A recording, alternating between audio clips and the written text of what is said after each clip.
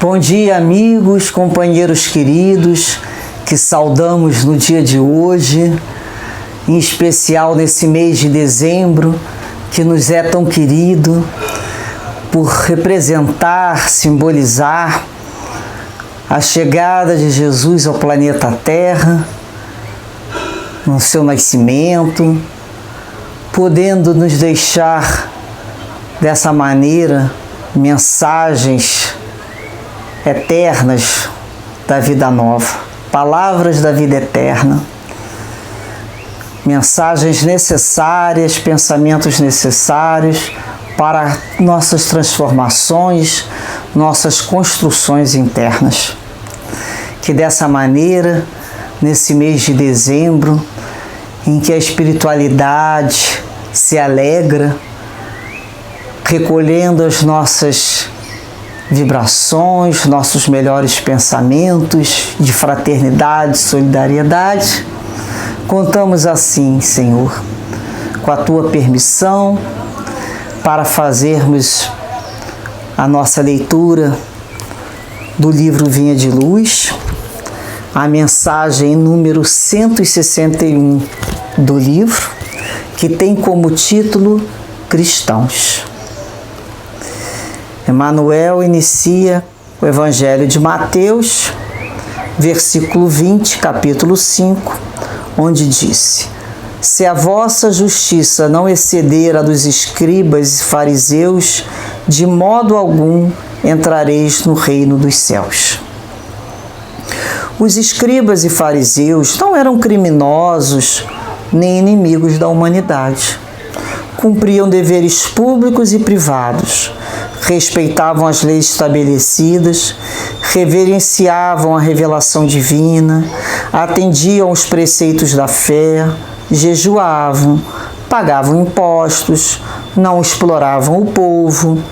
Naturalmente, em casa, deviam ser excelentes mordomos do conforto familiar.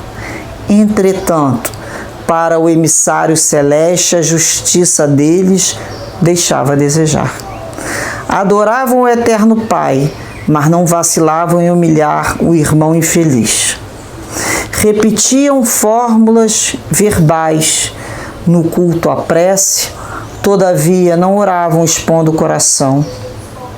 Eram corretos na posição exterior, contudo não sabiam descer do pedestal de orgulho, do orgulho falso em que se erigiam para ajudar o próximo e desculpá-lo até o próprio sacrifício. Raciocinavam perfeitamente no quadro de seus interesses pessoais. Todavia, eram incapazes de sentir a verdadeira fraternidade, suscetível de conduzir os vizinhos ao regaço do Supremo Senhor. Eis porque Jesus traça aos aprendizes novo padrão de vida. O cristão não surgiu na Terra para circunscrever-se à casinhola da personalidade. Apareceu com o Mestre da Cruz para transformar vidas e aperfeiçoá-las com a própria existência, que, sob a inspiração do mentor divino, será sempre um cântico de serviço aos semelhantes, exalçando o amor glorioso e sem fim na direção do reino dos céus, que começa invariavelmente dentro de nós mesmos. Quando ouvimos essa mensagem com cuidado, é realmente um lembrete para que não sejamos os modernos fariseus mudando o rótulo para cristãos. Porque Jesus não criou nenhuma religião. Jesus nos trouxe um convite, um novo aprendizado. Naquela época, os judeus possuíam seus rabinos e precisavam conhecer a lei de Moisés, decorá-la, e faziam atos exteriores. Mas nem por isso, como nos diz aqui, eles eram maus. Nem todos, eram criaturas. Assim como nem todos os cristãos são bons. Por mal algum desses fariseus ficavam, porque eles eram pedido apenas a parte exterior. Para se dizer fariseu, eles precisavam usar determinado tipo de roupa, uma determinada tradição. Então eles paralisaram muitas vezes nessa periferia, que podemos dizer. Vejamos, quando Jesus chega nessa época e diz, né, não vim destruir a lei, mas vim dar-lhe cumprimento, a que lei? A lei do amor. Porque na época, o decálogo é da época de Moisés, mas toda a base do decálogo é uma lei de amor. Só que junto a essa lei foi se acrescentando, como leis civis, outras legislações que foram dadas como divinas, e nada mais tinham de divinas.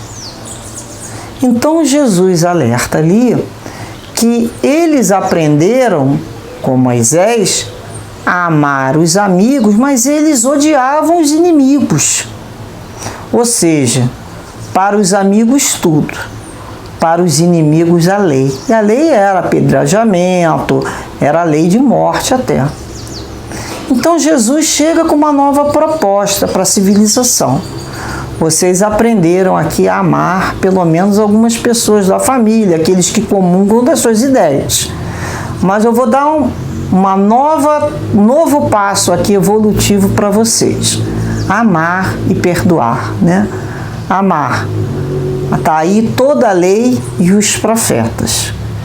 Se você ainda não ama de forma, né, que a gente chama carinhosa, você vai aprender através do perdão a amar, a não desejar o mal, a não se alegrar com a infelicidade do outro, vai aprender a orar por quem te persegue. Quer dizer, olha, é um salto, é uma lição nova, que muitos daqueles não conseguiam aceitar. Lembrando até que a lei mosaica já era uma evolução, porque antes era olho por olho, né? Na época de Moisés, olho por olho, e antes de Moisés era um olho, né? Se alguém ferir o olho do outro, a família inteira ia perder o olho. Com Moisés já era dente por dente. Antes de Moisés era um dente e a dentadura de todo mundo.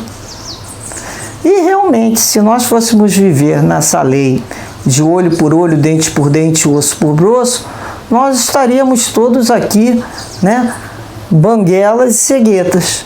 Então a gente começa a compreender que a busca do Cristo foi nos preparar para uma nova bandeira, uma nova lição. E muitos tiveram essa dificuldade. E ele diz aqui que ele, como um rabi, não era interessante ele manter o convite aos discípulos, não era apenas para aqueles que sabiam repetir as fórmulas, a lei mosaica nos seus preceitos. Jesus, como rabi, pedia para que os seus discípulos oferecesse algo a mais, fosse além da lei de Moisés, oferecesse o coração, oferecesse a caridade, né? Então, era quando aquela criatura abafava o seu orgulho para vivenciar a humildade, abafava o seu egoísmo em nome da solidariedade, abaixava ali a vaidade de casta para que a fraternidade universal imperasse. Então ele nos conta aqui que eles adoravam a Deus, ao monoteísmo, mas não vacilavam ali, né, na hora que tivesse que humilhar o outro, na hora que tivesse que impor ao outro. Era tudo posição exterior muitas vezes. E faltava aquele sentimento de filho. Quando a gente tem sentimento de filho com Deus, nós olhamos o outro como irmão, como uma família. Ele pode não ser meu irmão de sangue agora, mas é meu irmão em Cristo. E quem sabe numa outra encarnação ele vai vir como meu irmão, ou já veio até, já foi meu irmão querido. Então a gente começa a entender que os nossos papéis aqui são simples elementos para nos ensinar, na realidade, a convivência universal, a família maior. E essa posição, esse sentimento a Deus que eles trazem, Jesus também traz, só que um outro Deus, o Deus Pai. Não mais o Deus vingativo, cioso, violento. Um Deus de bondade e misericórdia. Eles tinham dificuldade de aceitar esse Deus. Eles queriam o Deus das lutas, o Deus da glória terrestre. Eles queriam o local terrestre. Eles não entenderam a Canaã divina, o local espiritual. Eles não conseguiam espiritualizar as suas experiências. Então, na realidade, Jesus veio para transformar as vidas e aperfeiçoá-las através da sua existência. Ele foi exemplificação, né? Ele nos exaltou o amor glorioso na direção de Deus.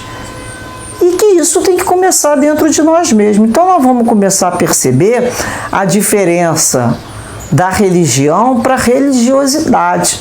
A religião é a questão exterior, são as nomenclaturas que podemos dar de acordo com a época, com a cultura. Então nós temos o judaísmo, o islamismo, o hinduísmo, o budismo e o cristianismo. Tudo é uma religião, são formas de expressar, né, a sua relação com o divino. Todas respeitáveis. Quando a criatura possui a religiosidade já é aquele anseio interno, não é mais externo. É a sua relação com o Pai, é a sua relação de transformação na sua vida. A religião é um meio para nos conduzir a Deus. Se a criatura não consegue ter essa relação para se conduzir a Deus através da sua transformação interna, ela paralisou, que nem os fariseus paralisaram ali somente na periferia. Nós vamos observar que desde sempre existiu a ideia, né? Nós já nascemos com esse sentimento inato do divino, de Deus, do que é superior, do que é elevado. Isso é um sentimento inato, já nasce com a criatura. Não é uma questão cultural. Desde sempre existiu. E cada um, de acordo com o progresso do pensamento religioso, foi se afinizando. Ora, hoje nós nos afinizamos com a doutrina espírita, que nos traz respostas e nos pede um comportamento de transformação interna cada vez maior, onde é a nossa própria consciência que nos cobra de uma certa maneira em função daquilo que já aprendemos, que não podemos alegar o desconhecimento e a ignorância. Nós já sabemos que não adianta falar, Senhor, Senhor, estou aqui, se nós não estivermos junto a Ele, junto a outros, na figura dele, representando Ele. Então, muitas vezes, eu não sei perdoar, mas nós já perdoamos em nome do Cristo. Primeiro, vamos começar perdoando em nome dele, vamos fazer em nome de Jesus. Isso é transformação interna, é o primeiro passo para que depois nós façamos em nosso nome. Então, nós vamos lembrar daquele rapaz, né? Do moço rico que procurou Jesus para ter a salvação, o que precisava. Aí Jesus falou lá do decálogo. Ele falou, olha, desde que eu atingi a juventude, eu atendo todos esses preceitos. Olha que maravilha, ele atendia o decálogo, todos os preceitos. Será que nós atendemos pelo menos o decálogo? Será que nós já atendemos pelo menos essa lição anterior a Jesus, que foi Moisés? Então o moço rico, ele estava lá no Moisés, ele atendia todo o decálogo. Aí foi quando Jesus falou, bem, se você já faz isso, vende todos os teus bens e me segue. Aí ele não conseguiu, porque Jesus pediu uma coisa além, que foi a caridade, que é a expressão do amor. Ele não conseguiu chegar até o ponto de renunciar aquilo que ele tinha como tesouro. Compreendemos isso? Até que ponto vai o nosso entendimento? Até que ponto nós somos cristãos? Até que ponto eu aceito a ideia de Jesus? Porque senão a gente está parado lá que nem um fariseu, só que utilizando um novo rótulo de cristão. Cristão da aparência. Então é quando a gente começa a pensar por quantas religiões nós passamos, quantos caminhos certamente já tomamos, quantas formas de abordar essa transformação interna já nos integramos e não conseguimos muitas vezes nos modificar. Então como é que a gente conhece um espírita, né? Pela sua transformação, pelos esforços que faz para modificar, pelos esforços que faz para combater dentro de si suas más tendências. É assim que conhece o espírito. O espírito não é ninguém que é santo, não. É alguém que está no esforço para o bom combate interno. É aquele que se esforça para se transformar. Então é isso que Jesus nos aguarda, para essa transformação. E pensamos, nossa, quantos caminhos externos já vivenciamos. E já está na hora de caminharmos, né? Dentro de nós mesmos. Então, nós trouxemos aqui uma história que se encontra no livro Luz Acima, Psicografia de Chico Xavier, autoria espiritual do Irmão X, que tem como título Até Moisés. Reparem essa historieta e como ela é importante. A história de Euclides Brandão, que desencarnado, ele aguardava ali o ingresso imediato no paraíso. Ele vivia com a Bíblia na mão, consultando os textos diversos. Ele declarava sempre que os 10 mandamentos lhe controlavam a vida. Em pensamento, embora quisesse o mundo inteiro para si, reverenciava a Deus, não lhe pronunciava em vão o seu santo nome, observava o descanso dominical, honrava os pais, não matava, não adulterava, não furtava, não cobiçava de público os bens do próximo, não obstante enredar as circunstâncias em seu favor, quanto lhe era possível, e não se entregava a falsos testemunhos.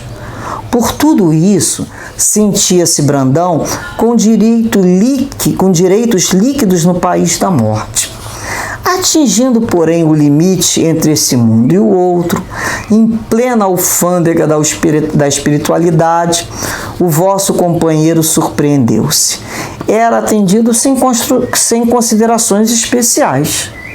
Naquele vasto recinto de trabalho seletia, ele via-se tratado como um consulente vulgar numa agência de informação. Fizeram pouco caso dele, né? Chamado a esclarecimentos, travou-se entre ele e o funcionário da Justiça Divina. Interessante diálogo, depois das saudações espontâneas. Não há ordem, perguntou ele, né? Determinando minha transferência definitiva para o céu? O interpelado, com jovial expressão, observou após inteirar-se dos pormenores quanto à sua procedência.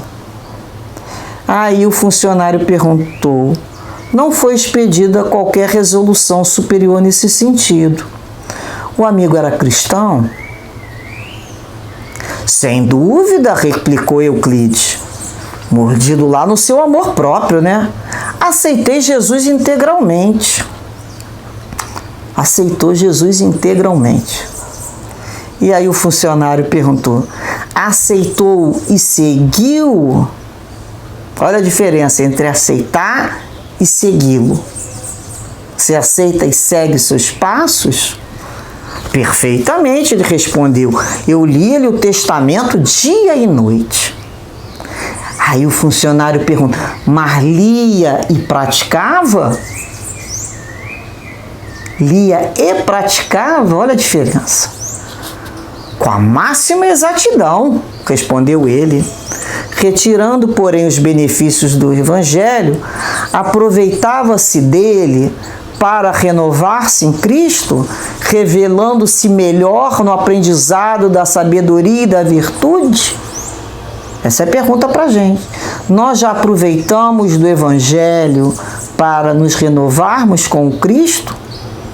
Nós já nos tornamos pessoas melhores nessas virtudes, na nossa sabedoria?